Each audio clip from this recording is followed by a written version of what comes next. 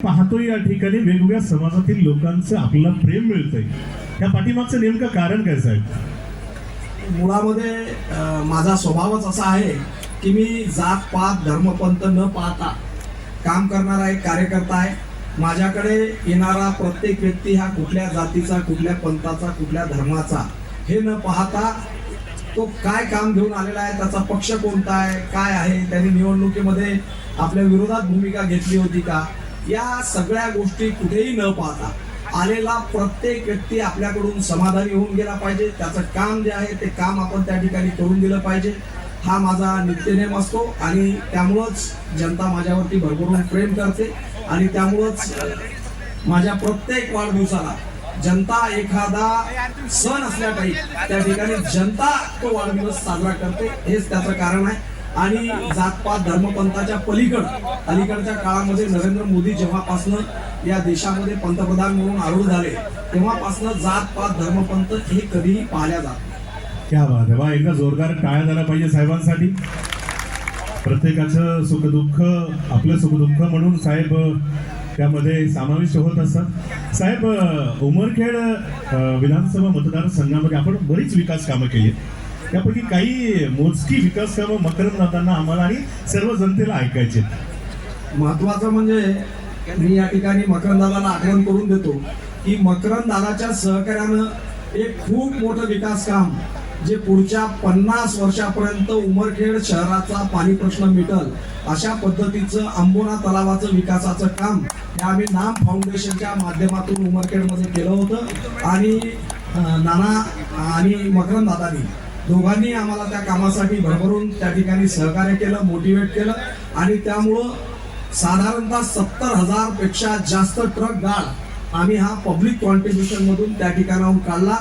ब्रिटिशकालीन तो तलाव होता आणि आता उमरखेड शहरामध्ये जर आपण बोरवेल केलं, जर ट्यूबवेल आपण त्या ठिकाणी उमरखेड शहरात कुठेही केलं तर कुठेही बोरवेल फेल गेलं असं ऐकिवात येत नाही. प्रत्येक ठिकाणी पाणी लागते, ते केवळ आणि केवळ नाम फाउंडेशनच्या सहकार्यातून आणि मकरंदजीच्या मोटिवेशनमधून. क्या बात है, वाह वाह. साहेब, असं म्हटलं जातं की जिसके जीवन में नहीं है गुरु उसका जीवन नहीं है शुरू. तुमच्या जीवनामधले राजकीय गुरु कोण आहेत आपले? माझ्या जीवनामध्ये माझे राजकीय गुरु आमचे यवतमाळचे नेते आदरणीय मदनभाऊ येरावार हे माझे राजकीय गुरु आहेत. आणि त्यांच्याच नेतृत्वामध्ये माझी आजपर्यंतची जी वाटचाल आहे ती त्यांच्याच नेतृत्वामध्ये या ठिकाणी चालू आहे. साहेब, आम्ही असं ऐकलंय आणि आम्हाला म्हणजे माहिती आहे की आपण 3 आमदार निवडून आणले. खरं तर एक आमदार निवडून आणणं म्हणजे नाकी 9 येते. ही केमिया कशी जमली तुम्हाला? बिलकुल चुकीचं आहे. मी 3 आमदार नाही निवडून आणले, या ठिकाणी बसलेल्या या जनतेने 3 आमदार निवडून आणले.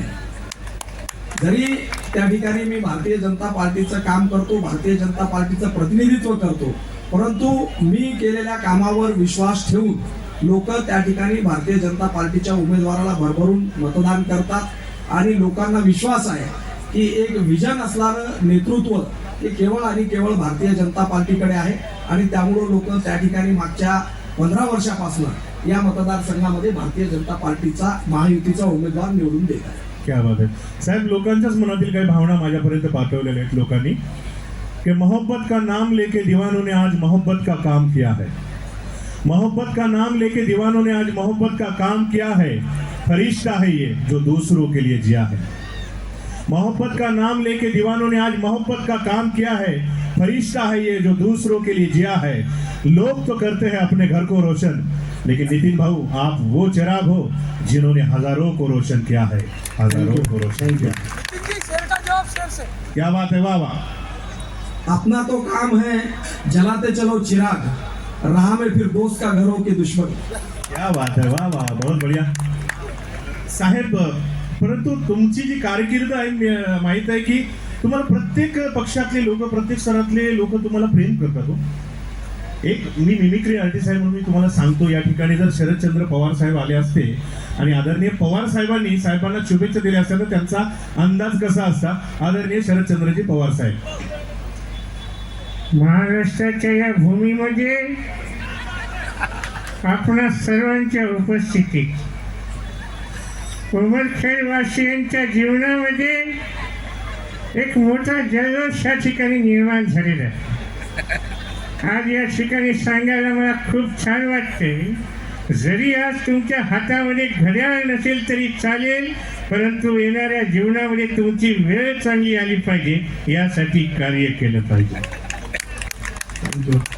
धन्यवाद साहेब. आणि महाराष्ट्राचे सुप्रसिद्ध सुपरस्टार मकरंद अनासपुरे सर आपल्या सोबत आहेत आणि त्यांच्याशी तुमच्या सगळ्यांना गप्पा मारायच्या, तुमच्या मनातील काही प्रश्न विचारणार आहे सर.